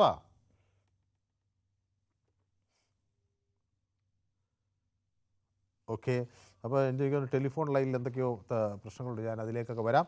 അപ്പോൾ എന്നോട് ഇപ്പം ഗ്ലാഡിയേറ്റർ യൂട്യൂബിൽ ചേർത്തിട്ടുണ്ട്. അറബ് സഖ്യത്തിൽ കേരളം ഉണ്ടോ എന്നാണ് അദ്ദേഹം ചോദിക്കുന്നത്. പരിഹാസത്തോടെയാണെന്നാണ് തോന്നുന്നത്. ഓക്കെ. അപ്പോൾ ബിനോയുടെ അവകാശവാദം ഇന്നലെ രാത്രി കണ്ട സ്വപ്നത്തിലെ കാര്യങ്ങളാണ്, യാഥാർത്ഥ്യവുമായി ഒരു ബന്ധവുമില്ല എന്നാണ് ബാബുരാജൻ പറയുന്നത്. അങ്ങനെയുണ്ടോ? ഓക്കെ, നോക്കാം. ശക്തിമാൻ പറയുന്നു വിഭജനകാലത്ത് ട്രെയിൻ കിട്ടാത്തവർ ഇവിടെയുണ്ടെന്നാണ് പറയുന്നത്. അങ്ങനെയൊക്കെ കാണണോ ശ്രീ ശക്തിമാൻ? ഓക്കെ. സുധീർ കെ പറയുന്നു പ്രകാശം വിളക്ക് നൽകുന്നതാണ്, വിളക്ക് അത് നിർബന്ധമില്ല. ഓക്കെ. ഓക്കെ. ഷാജി എന്നോടൊപ്പം ചേരുന്നത് ചാരമൂട്ടിൽ നിന്നാണ് അല്ലേ ഷാജി? അതെ അതെ അതെ, ചാരുമൂട് അല്ലേ? ചാരുമൂട് മാവേലിക്ക. ഓക്കെ. ഞാൻ ചോദിക്കുന്നത്, ഇത് ഒരു മധ്യസ്ഥ ശ്രമങ്ങളാണ് പ്രധാനമായി നടക്കുന്നത്. യുദ്ധം 2023 തുടങ്ങിയതാണ്. അതങ്ങനെ നീണ്ടുപോകുന്നതിനോട് ആർക്കും കാര്യമായ ഒരു യോജിപ്പില്ല. യുദ്ധം അവസാനിക്കണമെന്ന് തന്നെയാണ് എല്ലാവരും ആഗ്രഹിക്കുന്നത്. അപ്പോൾ ഇത് ഖത്തറാണ് ഇതിൻ്റെ ഒരു പ്രധാന മധ്യസ്ഥനായി വർത്തിച്ചത്. ഇനി അത് തകർന്നു പോയോ ഷാജി? സാറേ, എനിക്ക് പ്രധാനമായിട്ട് പറയാനുള്ളത്, ഈ ഇതിനു മുമ്പ് ഒരു പ്രേക്ഷകൻ പിടിച്ചിരുന്നു. അദ്ദേഹം പറഞ്ഞ ഇന്ത്യയിലുള്ള മുസ്ലിങ്ങളിൽ 10% നല്ലവരെന്ന്. സാർ ഒരു കാര്യം സത്യസന്ധമായിട്ട് പറയാം, ഇന്ന് ഇവരെ ഇന്ത്യയുടെ ആണവരഹസ്യം ചോർത്തി കൊടുത്തത് ഏതെങ്കിലും ഒരു മുസൽമാനുണ്ടോ, ഒരു മുസ്ലിം ഉണ്ടോ? പിന്നെ സാറ് പറഞ്ഞ പോലെ തീവ്രവാദികൾ മുസ്ലിങ്ങൾ ഉണ്ടാകാം, 1, 2, 3 അല്ലെ 10, 100 ഉണ്ടാകാം. അവര് ഞങ്ങളാരും അംഗീകരിക്കുന്ന കൂട്ടത്തിലല്ല. പിന്നെ രണ്ടാമെന്ന് പറഞ്ഞത് അറിയാമല്ലോ, ഈ ഫലസ്തീനില് ആഹാരത്തിന് വേണ്ടി മണ്ണ് വാരി തിന്നാണ് കുഞ്ഞുങ്ങൾ വയറ് നിറയ്ക്കുന്നത്. അതിന് നിൽക്കുന്ന കുഞ്ഞുങ്ങളെയും ഹോസ്പിറ്റലിൽ കിടക്കുന്നവരെ ഹോസ്പിറ്റലിന് നേരെയാണ് ഇസ്രായേൽ ബോംബിട്ട് തകർക്കുന്നത്. അതിനെ അപലപിക്കാൻ ഞങ്ങളൊക്കെ വളരെ ഇതിൽ നിന്ന്, കാരണം ഒരു അറബ് രാജ്യങ്ങളും പ്രതികരിക്കുന്നില്ലല്ലോ എന്ന്. പക്ഷെ ഒരു മധ്യസ്ഥ ശ്രമത്തിൽ നിന്ന ഒരു ഖത്തറിനെ അവിടെ അമേരിക്കൻ ആദ്യമായിട്ട് എതിർത്ത് ഇവരുടെ മധ്യസ്ഥ ശ്രമത്തിന് ശ്രമിച്ചത്. അതനുസരിച്ചാണ് മധ്യസ്ഥ ശ്രമത്തിന് വേണ്ടി അറബ് രാജ്യങ്ങൾ ഫലസ്തീനിലെ ആൾക്കാരുമായിട്ട് ഹമാസിന്റെ ആൾക്കാരുമായിട്ട് അവിടെ കൂടാൻ നിന്നപ്പോൾ ഇവർ ആ ഖത്തറിൽ ബോംബിട്ടത്. അപ്പൊ ഇത് ഒരു അങ്ങോട്ട് പ്രകോപനം ഉണ്ടാക്കിയല്ലേ? ശരിയാണ്, ഇസ്രായേലിന് അമേരിക്കയിലെ മറ്റ് രാജ്യങ്ങളുടെയൊക്കെ സഹായമുണ്ട്. അപ്പം അത് ഒരു ശരിയായ പ്രവണതയാണോ? അല്ല എന്നാണ് എനിക്ക് തീർത്തും പറയാനുള്ളത്. ശരി, അപ്പൊ സമയം നമുക്ക് കുറവായത് കൊണ്ടാണ് ഏതായാലും വ്യക്തമാണ്. KP ലാലി മുംബൈയിൽ നിന്നാണ് വിളിക്കുന്നത്. ശ്രീമതി ലാലി. ലാലി സാറേ, ശ്രീമതി അല്ല, PK ലാലിയാണോ സാറേ? ഓക്കെ ഓക്കെ, സോറി, ക്ഷമിക്കണം, ദയവായി ക്ഷമിക്കണം. ആണാണ്, ശ്രീമതി അല്ല, പുരുഷനാ. സാറേ, ലാലി എന്താണ് ചെയ്യുന്നത്?